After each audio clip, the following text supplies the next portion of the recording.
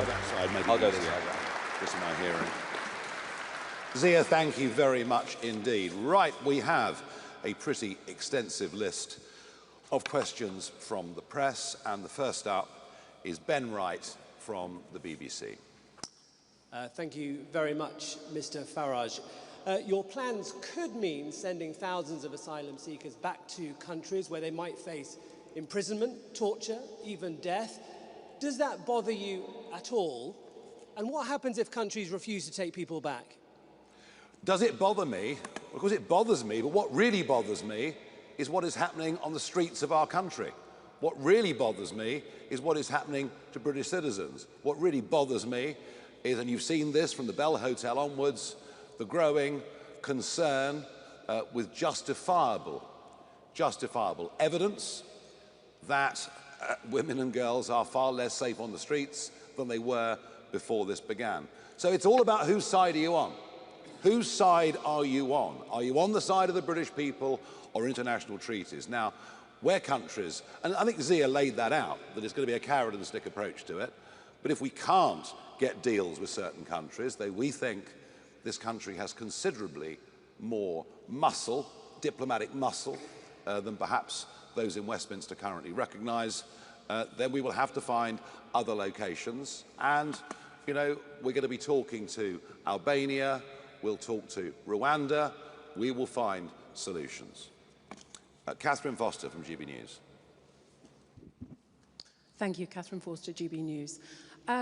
Nigel Farage, last September you told GB News that it was a political impossibility to deport hundreds of thousands of people and that you simply couldn't do it. What has changed your mind that you now believe that you can? The political impossibility was deporting millions and millions of people, and that's where the argument had gone.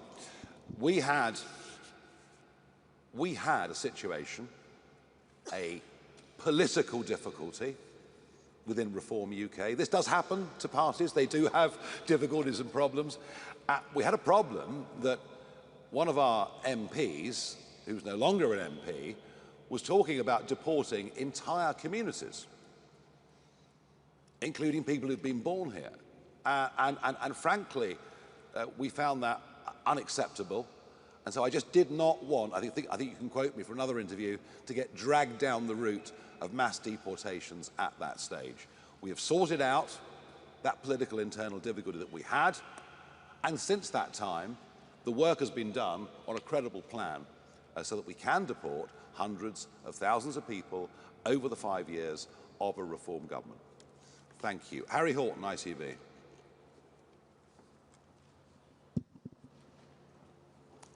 Thank you very much. Harry Horton, ITV News.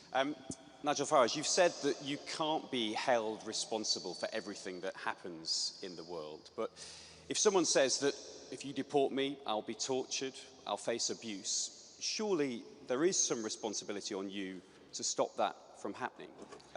And secondly, if I may, how far back does this go? Where do you draw the line? You say you're going to deport everyone who's arrived here illegally. What are the parameters for that? Yeah, I mean, look, you know, how far back you go with this is the difficulty, and I accept that. You know, and the next question that Zia and I will get asked is, what about those that are here illegally and have got children? So, you know, I'm not standing here telling you all of this is easy, all of this is straightforward. You know, and we had, of course, with the Windrush row, we had a situation there where people who'd come 50, 60, in fact, nearly 70 years ago had faulty paperwork. So there is an exercise of common sense that has to come in here. But do we realistically think, Zia, we can deport 500,000, 600,000 people in the lifetime of the first Parliament? Totally, yeah. I mean, so look, one of the key points to make here is if you look at the population who are illegally, and by the way, this is difficult because you're trying to count the uncountable almost by definition. You're talking north of 650,000 adults without children who are in this country illegally. And by the way, those are the ones the British people are most concerned about. They're the ones who in some cases are terrorising local communities, hanging around bus shelters. Let's start with deporting them. Let's get that done promptly and efficiently. Yeah, and of course, once we start this, people will not in future be coming to Britain illegally. The precedent for this is Australia in 2012, where within 2 weeks of Tony Abbott taking the right actions, the boats stopped coming from Indonesia. The solution to this is not difficult. It's been the lack of political will to put in measure the right places is why we're now in this position where, as I said earlier, the public are between a mixture of utter despair but increasing and growing anger. Serena Bankin-Singh from Sky.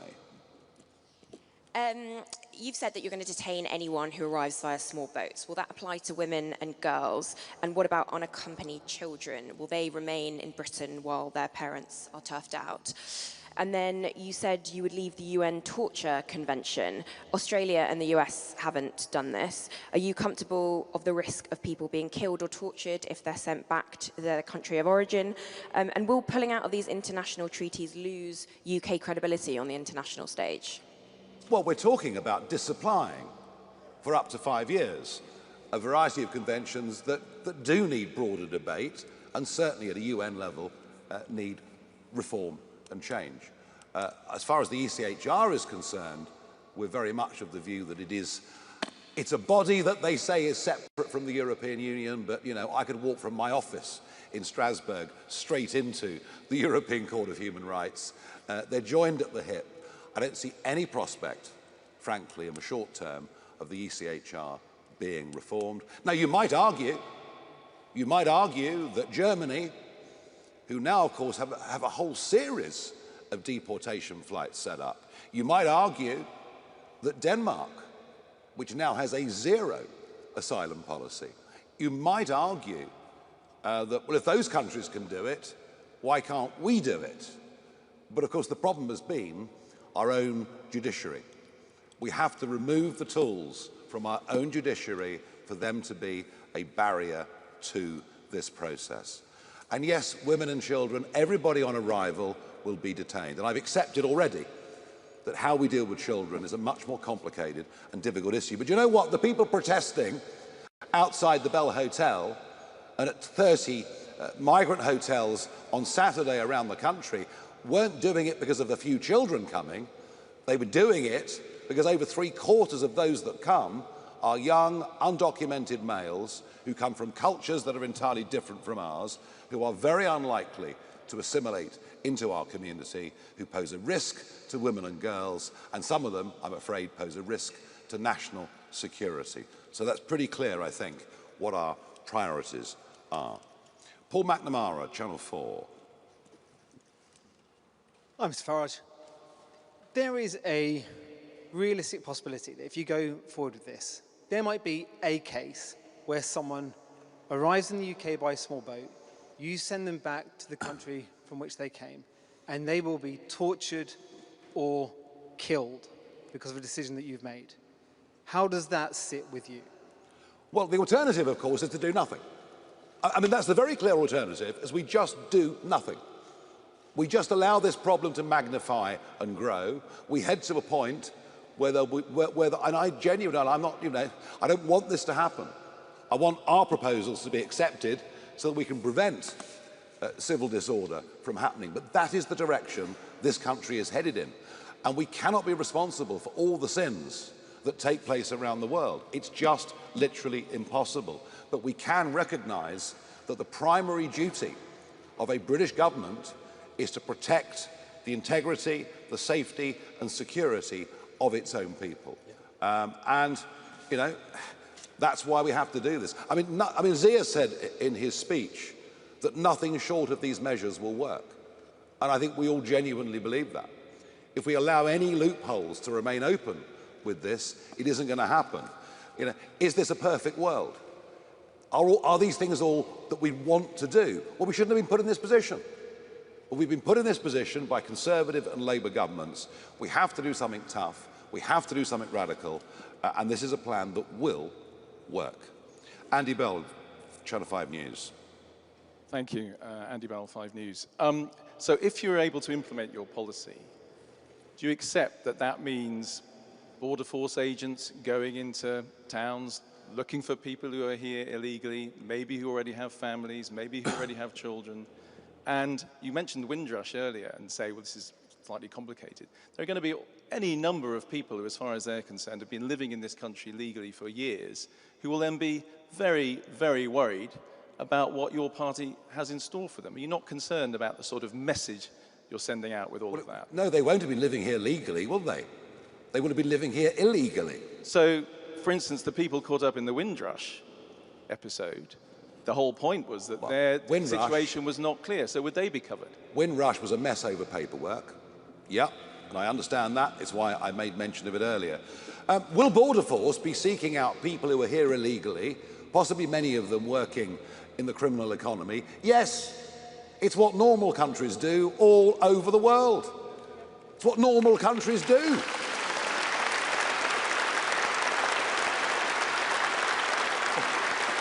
I mean, what sane country? What sane country would allow undocumented young males to break into its country, to put them up in hotels? They even get dental care. How about that? Most people can't get an NHS dentist. This is not what normal countries do. We are talking about normality. And actually, the funny thing is, I'll say it once again, in the first Blair government, if you came here illegally, your feet didn't touch the sides. But it is this gradual drift. Ever since, really, I think the Human Rights Act was incorporated into UK law, it's this gradual drift to just accepting that anything goes. Well, we're not accepting it, and I tell you what, there's a big silent majority out there who are not accepting it either, and they are crying out.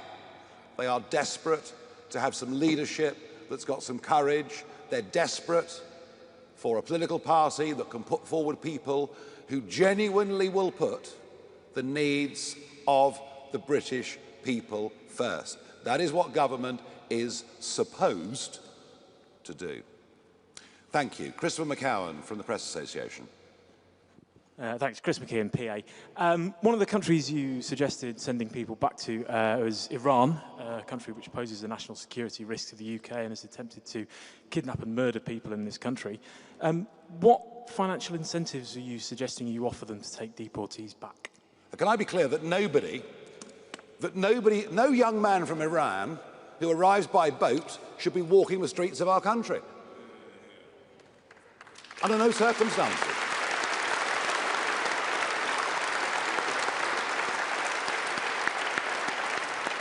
Absolutely no way, never. That shouldn't be done.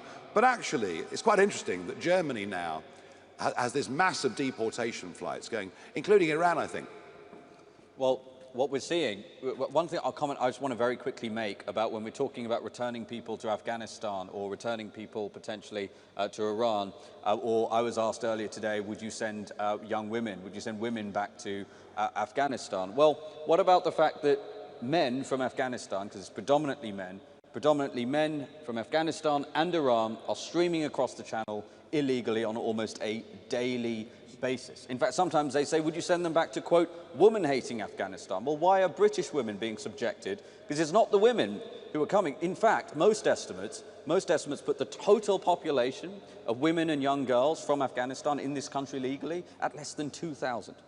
Less than 0.2% of the total illegal migration population. So these are totally bogus questions, frankly, and we should be talking about the much bigger issue about the safety of British women and girls.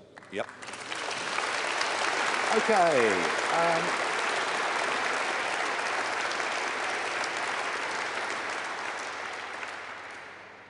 I think one of the most interesting things about this press conference and about the media the last few days is the questions that are being asked about the practicalities of individual pieces of implementation. What I notice, there's very little pushback from the media against the idea that we really are in very, very big trouble in this country. And I think every one of you know, it was interesting, I thought Andrew Neil's piece in the Mail on Saturday was very reflective. I think everyone understands we have a massive problem here. We are not very far away from major civil disorder. And so I think the acceptance as a whole of the big picture that we're putting forward shows you that once again, it's reform that are leading national debate. Noah Hoffman from The Sun. Thank you, Ms Farage. Noah from The Sun. You were just mentioning there about this growing anger, this seething anger at Sir Keir Starmer for what some people think putting the human rights of foreign rapists above British families. But there's still around 4 years until another general election, and a lot of people will be feeling very helpless and like they want something to happen quicker than that time. So how would you recommend members of the public should put pressure on a Labour government to do more than just cite human rights laws and actually tackle this issue? I think that one of the things I've learned over quite a long time in this game is that if you lead with arguments, if you get the public to follow you, the other politicians start to change their tune. And let's face it, this is a Labour government famed for its number of U-turns already. So I would urge everybody out there that's got a Labour MP to go to that MP and say to him or her, unless you get a grip on this, we will absolutely not be voting for you next time round and you will lose your seat. And if that happens on a big enough scale, I think it could be a remarkable effect of concentrating the mind. 4 years to the next election? Do you really think so?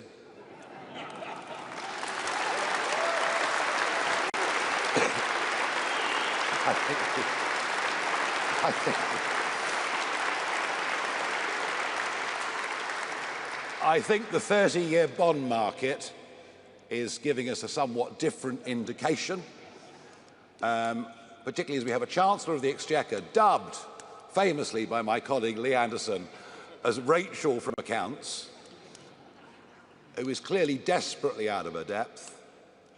And actually, I'm not sure there's anybody in the Cabinet that really has a clue how to turn around the economic downward spiral and possibly even fiscal doom loop that we're beginning to enter into. So they may not last quite as long as you think. Martin Beckford from the Mail.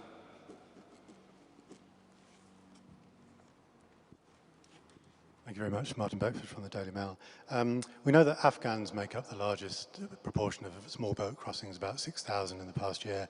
We know that lots of people who work with British and American forces are still trying to flee the Taliban. Would you make any exceptions for them and allow them to stay? Yes. Or, you would? Yes, absolutely. Right. There were brave Afghans who supported the British forces and American forces during that 20-year war, who, of course, absolutely, of course, deserve recompense for the enormous risks they took. And by the way, Martin, you know, just bear this in mind. This country has taken 500,000 refugees since the Brexit referendum.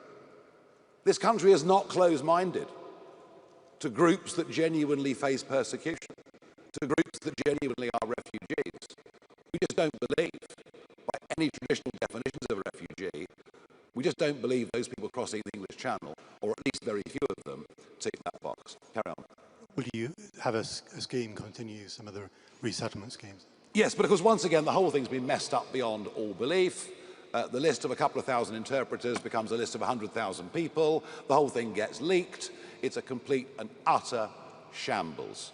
But, you know, where it's right and proper, you know, Operation Restoring Justice would apply to those Afghan interpreters as well. Absolutely. Thank you for your question. Do come in whenever you want. Can I just very quickly mention, to the degree someone wants to make the case for legitimate asylum claims, as no doubt some may exist, those can only ever be taken seriously when you have a secure border and you actually have control about who's coming. This is one of the biggest problems. I put it to you that an infinitesimal number of the Afghans who were crossing the Channel illegally served with our military bravely. It will be an infinitesimal number. We know this.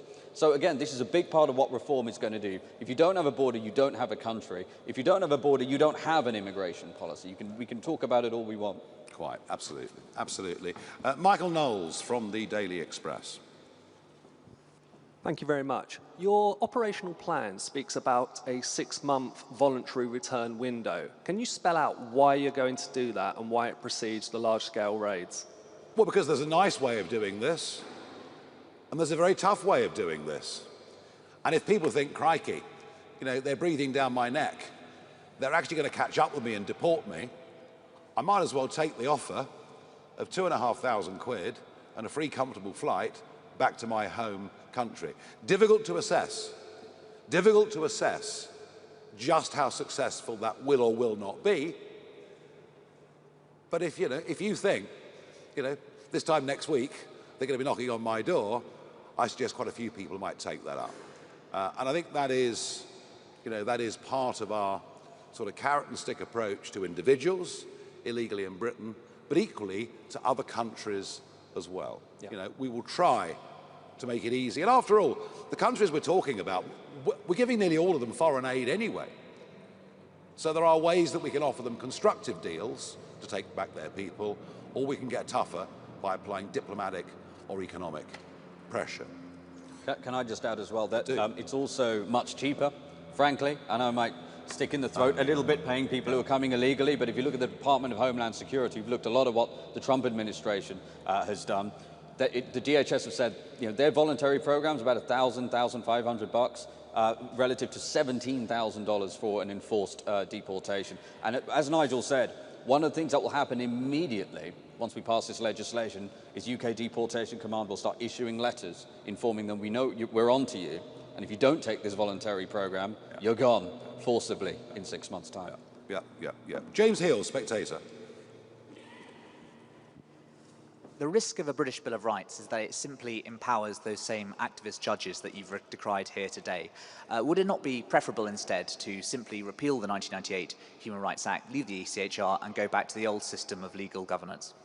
Yeah, I mean, common law really is what you're talking about, and that's how we used to do it. And, our tradition has always been that we're free-born people, that everything is allowed, unless there is a law that specifically prohibits us from doing something, as opposed to the more European system of state-given human rights, which incidentally they can withdraw pretty much at a moment's notice.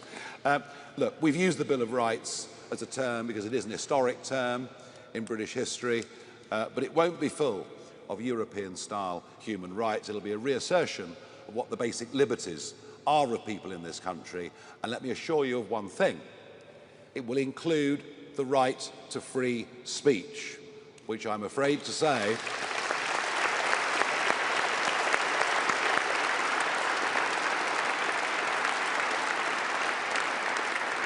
and yes, we all want to protect children, but I'm afraid to say that the recent legislation, the Online Safety Act that has come in, is already genuinely curtailing free speech in this country in a way that I think is deeply, deeply alarming. Aubrey Allegressi from The Times. Hello, Mr. Farage. Aubrey Allegressi from The Times. There are a very few number of disused or surplus RAF bases. So to prove that this plan is viable, can you name any that you would use, either to hold migrants or to operate deportation flights from? And would they, for example, include RAF Scampton? And if I may, why do you want these powers to sunset after 5 years? Is it because you're concerned they could be used by a future government in a way you don't foresee? No, because, look, we do think there is hope that the 1951 Refugee Convention at the UN can be revisited and redefined for the modern world. So we've done it for a period of 5 years, and we'll see where we go after that. Can I just make one thing very, very clear? That the last government and this one have been housing people in military bases. 1 or 2 campaigns have stopped them using certain particular geographical locations, but quite a few have been used around the country. So you get put into a military base, but you're free to walk the streets at night. You're free to possibly even go and drive a delivery bike for somebody. The military bases that we will use, people will be detained. They won't be out walking the streets on the road to being deported. So I would suggest to you that whichever geographical locations are chosen, local residents will be far less concerned by this plan than they would young men being free 24 hours a day to walk through their village or walk through their town. On the practicalities of building accommodation, some very interesting thoughts that have come from America over the last few months. Yeah, look, there's 100,000 square miles of landmass in this country. We're going to need about 1/3 of 1 square mile for the entire detention estate of the incremental 21,000 that we're talking about here. And Trump, whatever you think of President Trump, he has cut illegal border crossings by 97%. They said that it couldn't be done. He has done it. How? Because ICE has gone out and made 150,000 arrests and embarked on these deportations. If you look at the detention capacity he created in Florida, he created 3,000 beds in 8 days. If we were to be able to do it at that rate, we'd have the whole 24,000 up and running in 2 months. That's not in our numbers, but there is modern technology. These steel modular structures, these are all things that we can use. This notion that Britain can't do anything, Britain can't build anything, is for the birds. It's just about the political will. Yeah, and we managed it, didn't we, at the start of COVID with the Nightingale hospitals, which sprang up in no time at all. So, yeah, creating the first few thousand places can happen very quickly. Of that, there is no doubt at all. Charles Hymas from The Telegraph. There are currently about 100,000, more than 100,000 people who've got asylum applications, half of whom are going to be rejected. You've also got more than 50,000 who've got appeals that are currently going through and probably will, a significant number will be rejected. So when you come, if you were to win the next election, you're going to have tens of thousands, hundreds of thousands potentially of failed asylum seekers. Are you going to deport them? And are they in your KIP figures? One final question is, what are the sanctions that you would use against a country that refused to take back its migrants? Fine. Well, the answer is yes. The worry, of course, is that to ease government's difficulty, it just waves through an increasing number of people. It just says, look, you know, all right, we'll give you refugee status, even though, as I said, 2 decades ago in more normal times, that would never have been contemplated. That is this government's get out to the backlog problem. I'd also mention, Charles, while we're here, if you look at those that have claimed asylum in the last year, the biggest single category comes from Pakistan. And they haven't come by boat. They've come with the excuse they're coming to visit relatives, then they overstay. And that racket, absolute racket, that's been going on for years has to end. The same applies to students who come here and then deliberately and willfully overstay. And one of the most remarkable things about those stats is under half of all people making these claims have come by boat. Overstaying is a massive problem, and neither of the last 2 governments, frankly, have done very much at all to deal with it. There are overstayers now being deported on a relatively small scale, but nobody is actually gripping this issue. We'll give the Telegraph 2 questions, shall we? Did you have a question, Camilla? Very generous. This is for the Daily Tea podcast. You mentioned earlier that there are 3 million people on social housing waiting lists. 1.3, I said. 1.3. Would it be your policy to have a British-first approach to appointing housing when it comes to local areas? Some local areas do look at localism, but others don't. Would that be a blanket policy? And while we're speaking about housing, what's your reaction to the revelation that the Deputy Prime Minister, Angela Rayner, has got an £800,000 second home in Hove? Do you think it's hypocritical? Should MPs have second homes? So, I would say this to you. Isn't it funny that the residence that Angela Rayner is living in London is now coming under criticism from James Cleverly? He wasn't complaining when Michael Gove lived there. So it's just party politics. And if Angela Rayner has been tremendously successful in business,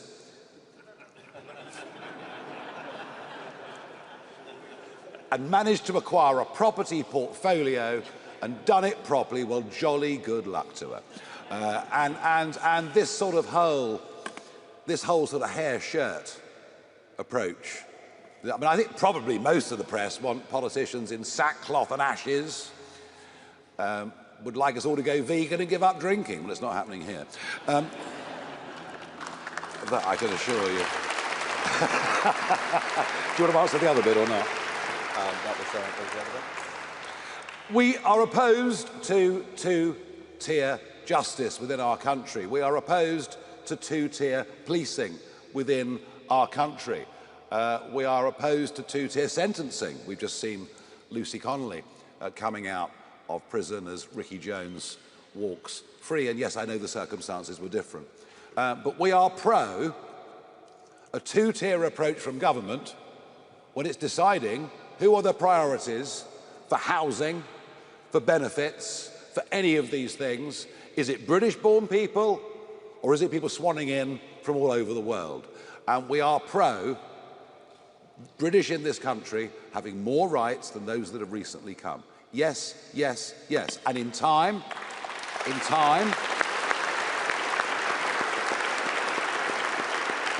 know, I mean, if you go to Australia, you can't access the health system. Doesn't happen. You've got to pay your insurance for 4 or 5 years. You commit a crime, you'll be deported. We've just been so weak on all of this. We welcome those that will come, will benefit our society, integrate, contribute, and in time, become British citizens and have the full rights of everybody else. But I'm afraid that's just not what is actually going on. It hasn't been, frankly, for many, many years. Natasha Clark from LBC. We are getting towards the end, folks, I promise you. Natasha from LBC. You talk about a self-deport app in your document today. Can you tell us about how that would work? And second, you talk about the risk of unrest on our streets. You obviously know this plan is going to face legal challenges, operational issues, political pressure.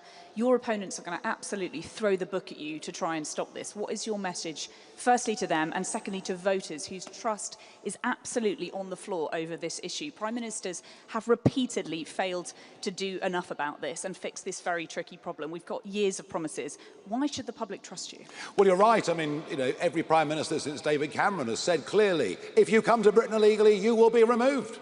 And they all do it. And none deliver. Although I think they say it because they think the public wants to hear it, rather than they actually mean it. The fundamental point of your question is correct.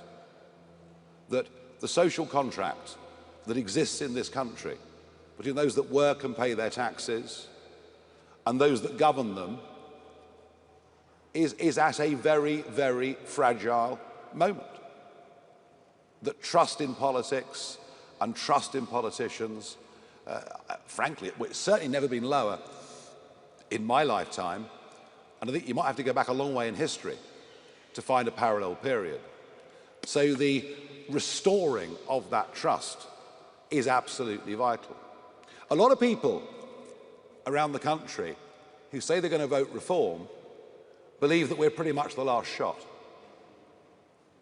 Pretty much the last shot. That if we don't win that election and start putting in place some of the very necessary changes that are needed, then goodness only knows what this country will look like in 10 years' time. Goodness only knows how many more talented people will have left. Not just the ultra-rich, but the young, ambitious, hard-working.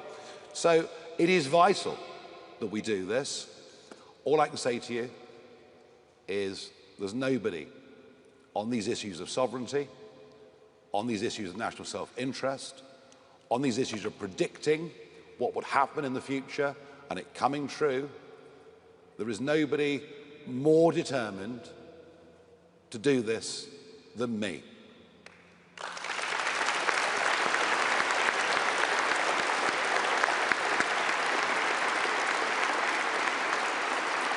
Okay, Eleanor Langford from the iPaper. Hello, Mr. Farage. Just to confirm, are you willing to negotiate with the Taliban and potentially pay them tens of millions of pounds to allow increased returns from the UK? And one more, if I may. Are you concerned that leaving the ECHR could jeopardise the Good Friday Agreement? Could jeopardise? The Good Friday Agreement. Yeah, I mean, look, you know, Blair, of course, wrote the ECHR into everything. He wrote it into everything to try and embed it deeply in British law. Can we renegotiate the Good Friday Agreement to get the ECHR out of it? Yes. Is that something that can happen very, very quickly? No, it'll take longer. It'll take longer. So unfortunately, and for a variety of reasons, previous governments have placed Northern Ireland, I'm afraid, in a different position to the rest of the United Kingdom, something that we vigorously opposed. It will take a little bit longer with Northern Ireland. Zia?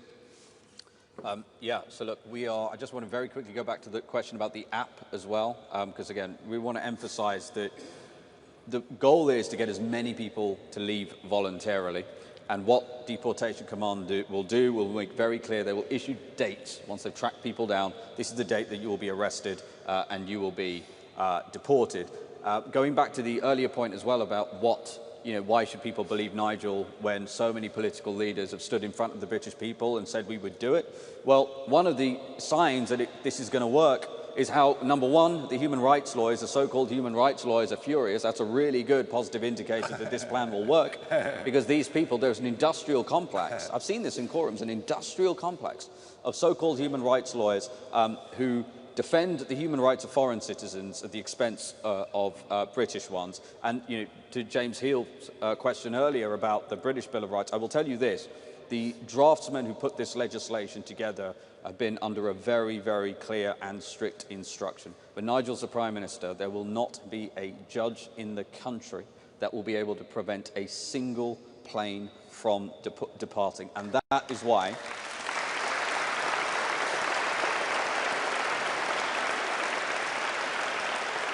that is why we are clearing the decks from a legislative standpoint. Yeah.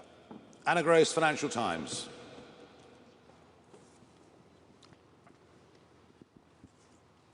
Thank you.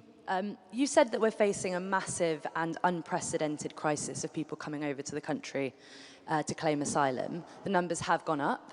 It was 108,000 in 2024, but this was only the 17th highest number in Europe per capita of the population. Are you willing to acknowledge that this is an international phenomenon, that Britain is much less affected than many other countries, and that there are millions of people in the UK that want to provide refuge to those who may be killed in their home countries? In 2015, the boat started crossing the Mediterranean. Jean-Claude Juncker, who at the time was the President of the European Commission, announced that the EU would put in place a common refugee and asylum policy for the European Union. And I was there through all of it. And I spoke repeatedly in parliamentary debates. And I said, if you allow anyone that sets foot across the Mediterranean to stay in the European Union, millions will come. Do not make this fundamental mistake. Of course, they did.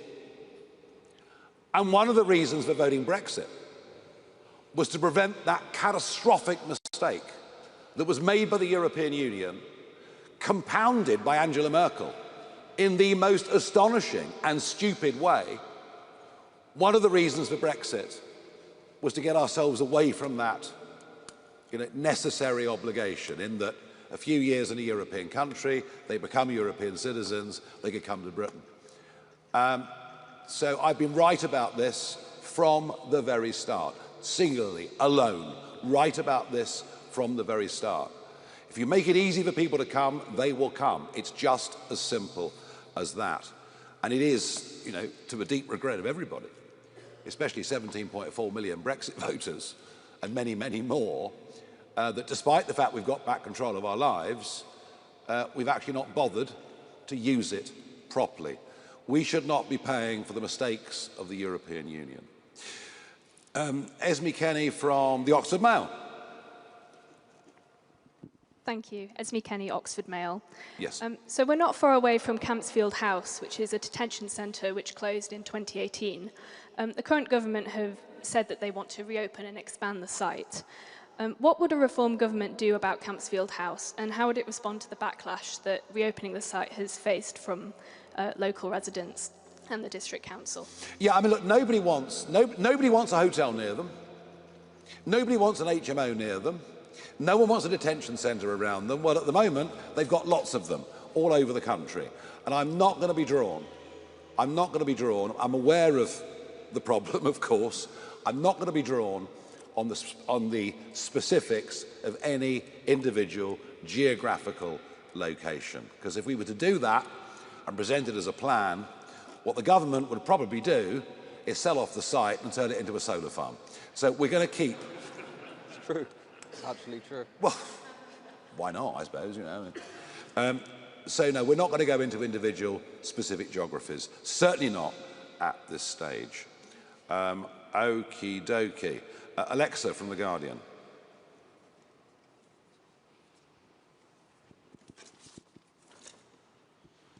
Thank you. Elisa Addy from The Guardian. Misspelled, sorry. Yeah.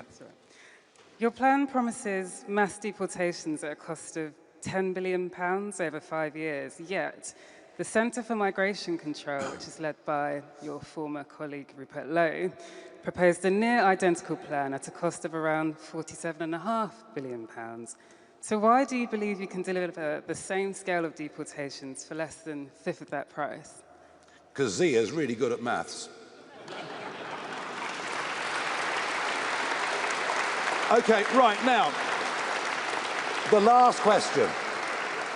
The last question of this conference goes to David Burke of the Daily Mirror. This is the last one.